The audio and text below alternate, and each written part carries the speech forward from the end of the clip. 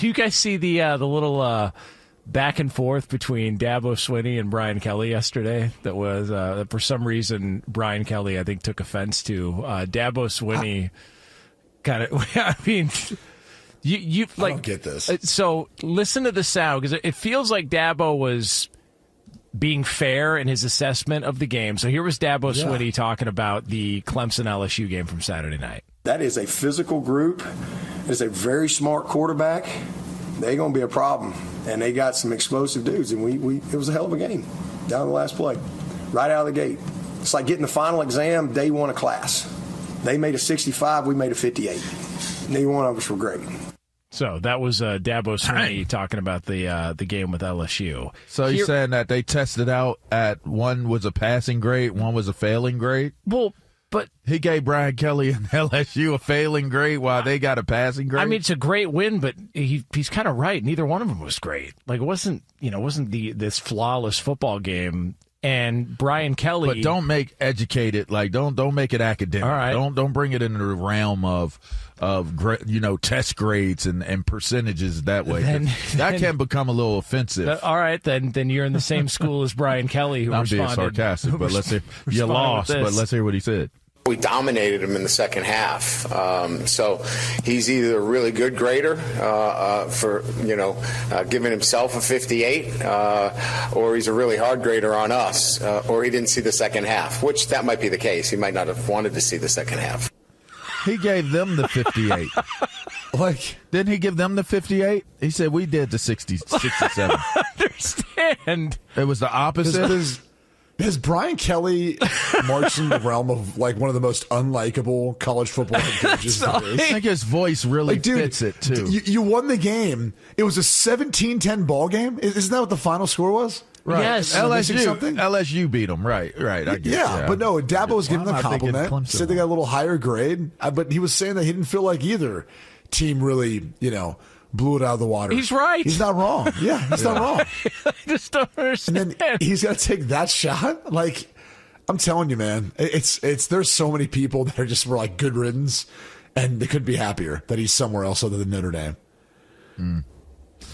He just that strikes me as somebody who, and I can understand why it was a big game for LSU, because they had never won an opener since he's been there. They'd lost like 5 straight. All that being said, I didn't look at anything or listen to anything that Dabo Swinney said and been like, oh, that's totally unfair. How could you do that following a game? No, listen, neither one of us are great, but, first exam of the year. That's it. that was it. And Brian Kelly took offense to it and decided to light him up afterwards. Well, again, you had one passing grade barely. They said D's get degrees, but, E's just don't get it done. That's a failing grade. I mean, listen. I forgot about this conversation, the E's. Yeah, E's are it no ain't good. F's. It ain't It's F's. E's. Yeah, E's and F's. But 50s are E's, right? Those are E's. That's a failing grade. And that's not, you can't pass with an E, but you can pass with a D, which is the 60s. I don't know. All I'll say is there's no reason to take offense to it. They did win the game. Brian finally got over that non-winning the first game hump in a big game. I thought that was a big game. I think Clemson's going to continue. In fact, in my mind, for some reason, I was thinking that Clemson won the game for a few seconds there. But that's going to be a good team this year. That's going to be a team to contend with. The interesting thing about the AP poll and just the things that are being discussed, and it happened last year, and it played out like we said. Notre Dame ended up beating Georgia, and Georgia was a really good football team, and they were able to beat them. There's going to be a team that loses early that's going to catch fire, and they're going to be a problem as this season goes on. A lot of good teams that did not win this past Saturday. So. And by the way, I loved the post game talk by Coach from Notre Dame, Freeman. I loved his words and his sentiments to his team. It was very relevant, and you know what? He's been there before. Some of those guys, they've been there before. So some of these guys are going to bounce back. So it's kind of hard. It's kind of difficult, when you see a team take a L early on in the year, and it's like, dang, where they go from here, but. The playoffs has given teams a opportunity to have those slip-ups, and we'll see what happens. I just think for so long, if you're a college football fan, you felt like if you lost a game, you had no hopes of a national championship. And, and playing in Notre Dame because you're an independent, it meant that much more, and you felt that weight that much more because you weren't in a conference. So even if you lost, and once you lost a game, you were like, all right, season's kind of over. You have to hope and pray you get a shot. But you didn't have a conference, championship to play for, which is still something like guys preach to. Nowadays, because of the expanded playoff, coaches and I think fans and players, like everyone involved in the sport, has to really change their mindset. Yeah. Can't because you panic can drop a game. You can drop 2 games. Yeah. You can go win your conference and drop 3 games. That's what Clemson did last year, and you can still make it.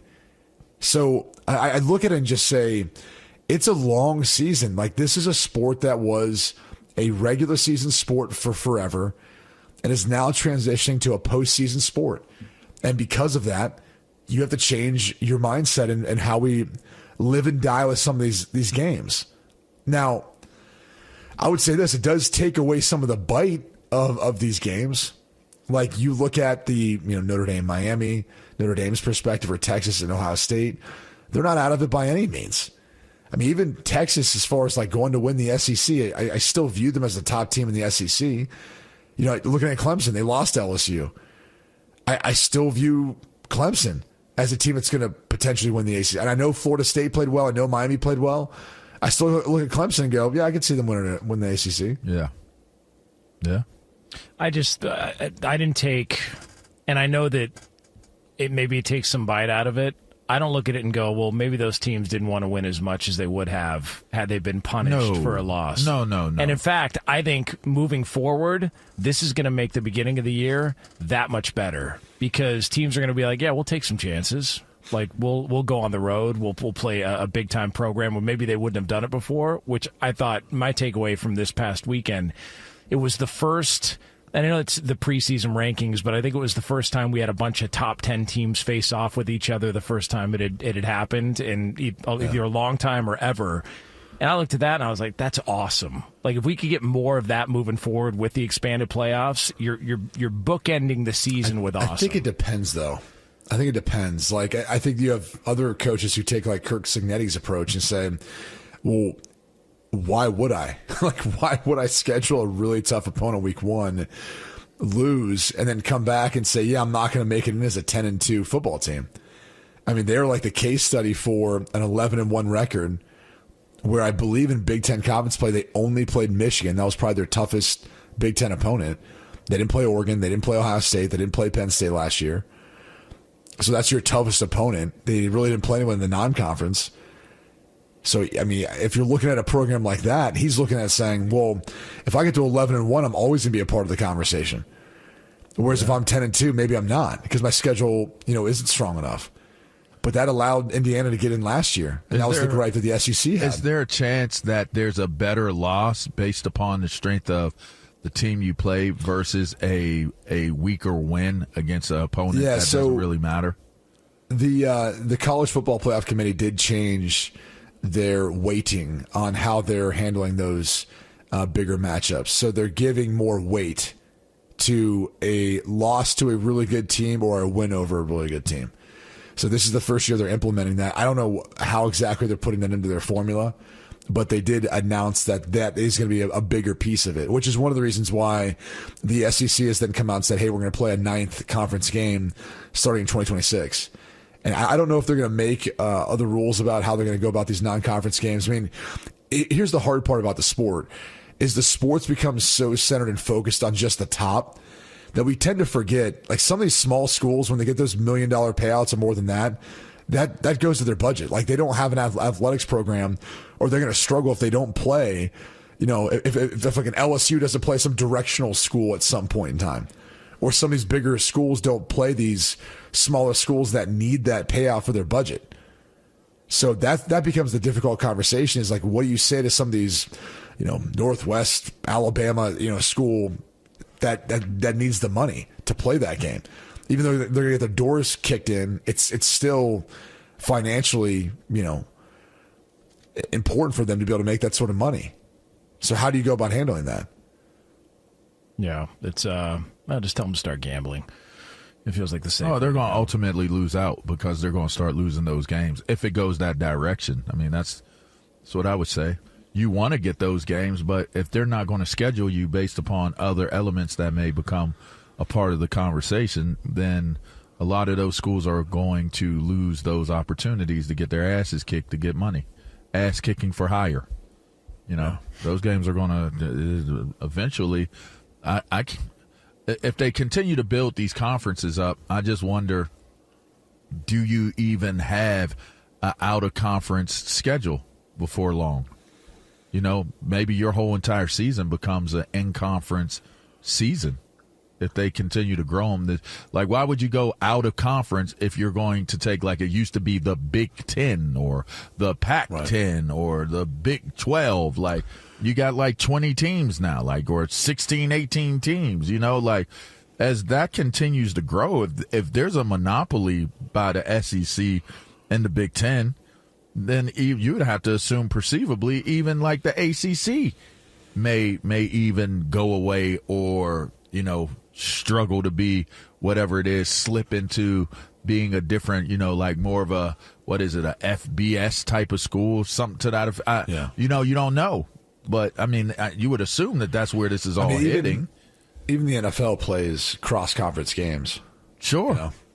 Even the NFL would play like a Big Ten SEC game. So, I think that would be interesting. But honestly, the most interesting thing college football would do, and this will never happen, is a promotion relegation model where you would take the Big Ten SEC, you'd take the ACC and Big 12, and you'd figure out amongst all those teams, and I don't know if it's 60 teams or what have you, but you'd have like 30-team leagues, and you would have different, just like they do in English Premier League soccer, where 3 teams get promoted from that bottom 30-team league up to the next. The bottom 3 get demoted. And you figure out with the TV rights contracts, like how much that would impact, obviously, what they'd make. And you'd figure out the rest from there. But that, to me, would create so much more excitement out of the back end of those teams. And you could still keep the playoffs, still keep all the things that make it fun now. I would 100% be in favor of that, but there's no chance because no one's going to try to apply that sort of thinking to college football. Yeah. Well, even though honestly, if you go over there, the closest sport I've ever seen in person to college football, it's not like the NFL. The NFL is such a sterile corporate environment. It is Premier League soccer. It is incredible the way the fans are, the way they treat it, how they, I would say, tailgate around it. And the things they like, the bars, everything else, like the fandom behind it, the closest thing. It's so much more tribal and so close to college football. It's funny. Like, I wish more people could experience that. Because if they did, they'd be like, "This is fun. Like, this is a awesome atmosphere." Just like I felt like back when I was in college. Who parties harder, college football or EPL fans? I don't know, dude. Back in the day, some of these soccer leagues, like people would get like stabbed and killed. It's wild. Like setting fire on stuff. It's just, I don't know. Yeah. I've seen cars go in river in college football, goalposts go in rivers. Like, it's close. There's a period of time when I was young, and I remember in Columbus, it was like if they won a big game, they'd be like cars on fire. If they lost a big game, they'd be flipping cars to be on fire. And I was like, "Hey, Mom and Dad, why are the cars on fire?" Like, Ohio State lost. I was like, "Oh. All right." Jeez. Well, that makes sense. Yeah. I guess, does it? I don't know. I mean, I can see somebody in Ohio saying that makes sense, or Michigan, Did that not happen in Happy Valley? Is that not a thing? Like, is this generation soft now because they don't set cars on fire? When we used to win, step your game up, everybody. When we used to win big games, we rioted. But you got to keep in mind, we're Philly and we're Pittsburgh. And Philly fans, they act up when, they can't handle success. It's true. I don't know what it is about Philly fans, man, but they can. Hey, listen, that's my mob. That's definitely my mob, but I'm just saying, Saturday Philly fans, I love them to death. Sunday Philly fans, not so much. I'm just saying. And it's the same people, so I don't know how you split it up, It's a great conundrum. Hey. Get a little bit of this steak. Yeah, you see the steak? You get a little soup.